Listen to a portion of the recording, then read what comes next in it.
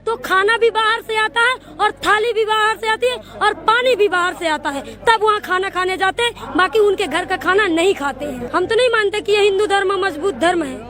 इसमें जातियों में बांटा गया है।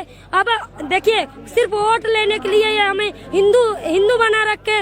जब हक अधिकार की बात आती है तो SC ST OBC माइनॉरिटी ये धर्म वो धर्म बांट के रख दिए हैं। उसमें भी हिंदू धर्म वाले ना बराबरी का अधिकार दे, इसलिए दिक्कत है। क्योंकि ये धर्म नहीं धंधा और पढ़े लिखे भी अंधे हैं। इसमें अंधविश्वास है और कोई मतलब अंधविश्वास है और कोई कुछ नहीं है इसमें। लेकिन जो हिंदू धर्म है, जो सनातन धर्म है, वो सबसे पुराना धर्म बताया जाता है और सबको सम्मान मिलता है, ऐसा कहा जाता है। देखिए, ये भारत ये बुद्ध की धरती है। यहाँ बौद्ध धर्म चलता था और ये बाद के लोग अपना उल्लू सीधा करने के लिए इन्होंने हिंदू धर्म का गठन किया और हिंदू धर्म ये चला रहे हैं अपनी रोजी रोटी कमाने के लिए। लेकिन यहाँ लुप्त सा हो गया था बौद्ध धर्म, अब थोड़ा सा उहार मार रहा है। क्या कारण है, क्यों वो यहाँ से लुप्त हो गया? विदेशों में खूब चलता है, चाइना में, जापान में, वियतनाम में, और यहाँ इसका नाम लेने वाले बहुत कम लोग रह गए हैं। देखिए, हिंदू धर्म के प्रचार करने वाले ज्यादा आ गए और बौद्ध धर्म के कम हो गए, तो फिर अब शुरुआत कर दी है और फिर बौद्ध धर्म बनेगा पूरा भारत।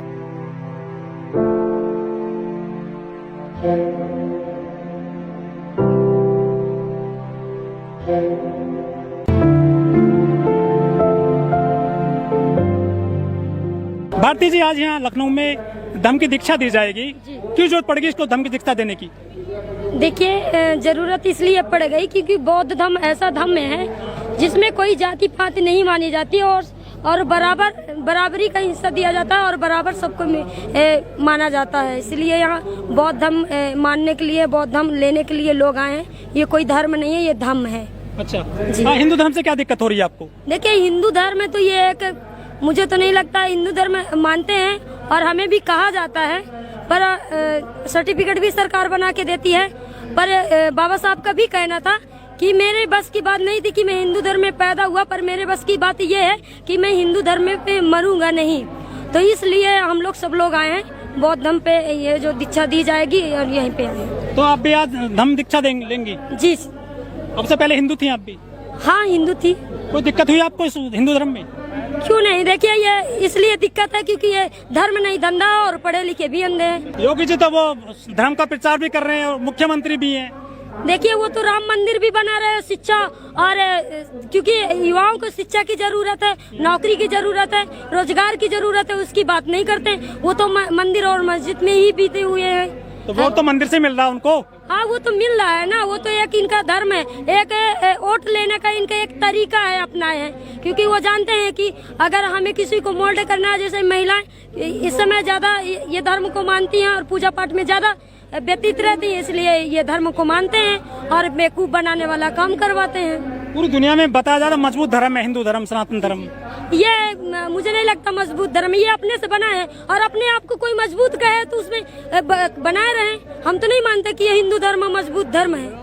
इसमें जातियों में बांटा गया है। अब देखिए, सिर्फ वोट लेने के लिए ये हमें हिंदू बना रखे। जब हक अधिकार की बात आती है तो SC ST OBC माइनॉरिटी ये धर्म वो धर्म बांट के रख दिए हैं। उसमें भी हिंदू धर्म वाले ना बराबरी का अधिकार दे।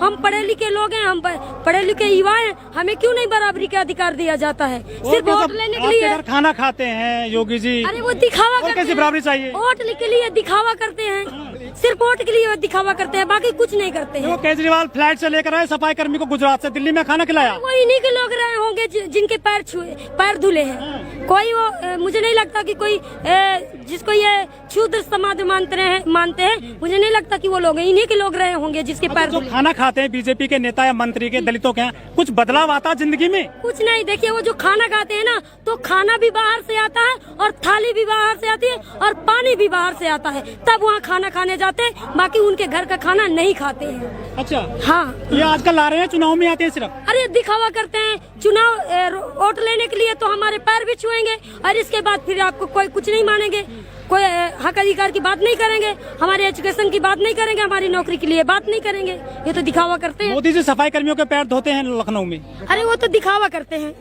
दिखावा, सब दिखावा। बहरूपिया जिसको बोलते हैं, बहरूपियापन करते हैं। अच्छा, हाँ। फिर वोट कैसे मिला फिर उनको?